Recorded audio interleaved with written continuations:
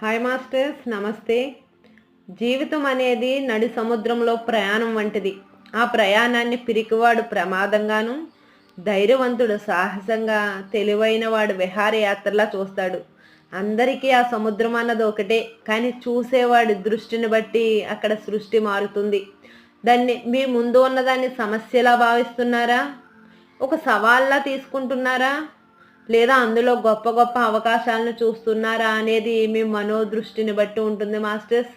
మీ అంతర్దృష్టిని మార్చండి. అద్భుత ఫలితాలను పొందండి. అద్భుతాలను సృష్టించండి. Thank you masters. Hi masters, నమస్తే. జీవితం నడుం సముద్రంలో ప్రయాణం వంటిది మాస్టర్స్. ప్రయాణానికి పిరికివాడు ప్రమాదంగా చూస్తాడు, ధైర్యవంతుడు సాహసంగా చూస్తాడు, తెలివైన వాడు విహారయాత్రలా చూస్తాడు.